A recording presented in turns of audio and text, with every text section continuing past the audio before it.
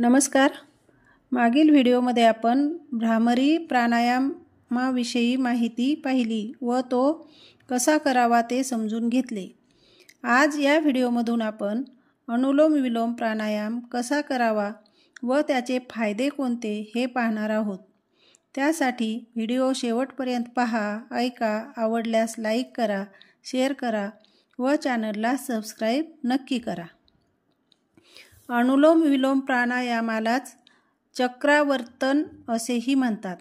यामध्ये दीर्घ श्वास घेणे व सोडणे डाव्या व उजव्या नाकपुडीने आलटून पालटून केले जातात।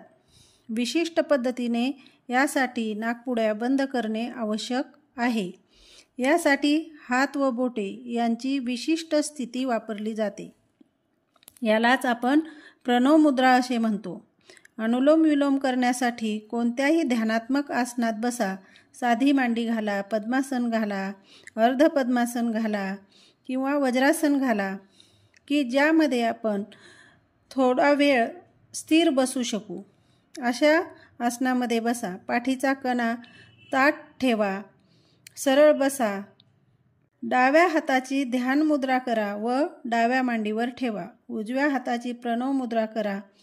प्रणव मुद्रा म्हणजे उजव्या हाताची तर्जनी व मध्यमा म्हणजेच अंगठ्याच्या जवळील दोन बोटे दुमडून घेऊन अनामिका व करंगळी सरळ ठेवा।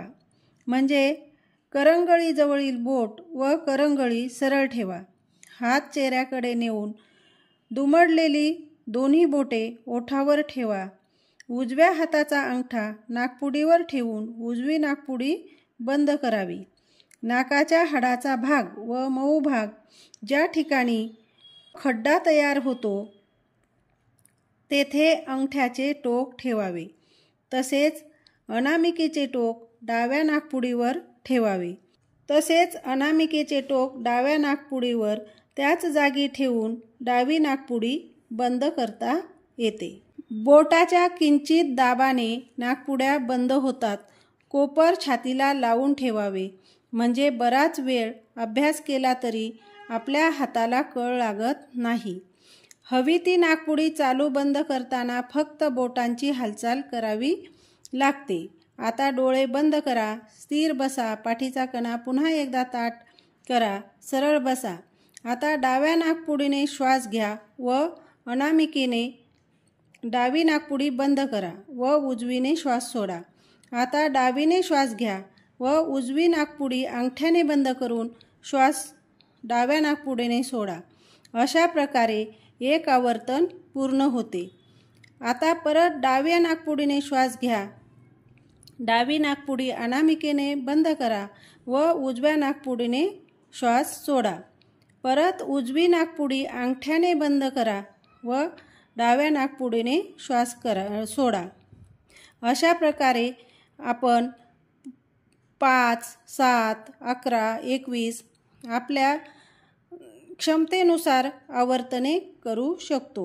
श्वास घेताना हळूवार पूर्ण पोट भरून श्वास घ्यावा व हळूवार सोडावा। कोणतेही झटके देऊ नयेत किंवा अडखळत श्वास घेऊ व सोडू नये।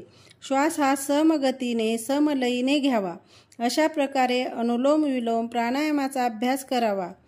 अशा प्रकारे 5, 7, 11, 21 अशी आवर्तने करत वाढवीत जावे। नंतर रोज 10 मिनिटे तरी हा अभ्यास करावा।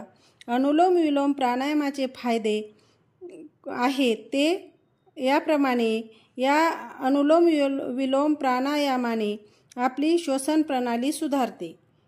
दिवसभर आपल्याला प्रसन्न व उल्हासित वाटते।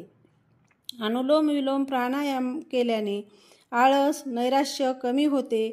असे अनेक विविध फायदे अनुलोम विलोम प्राणायामाचे आहेत आणि त्यासाठी आपण थोडा वेळ का होईना अनुलोम विलोम प्राणायाम नियमित केला पाहिजे।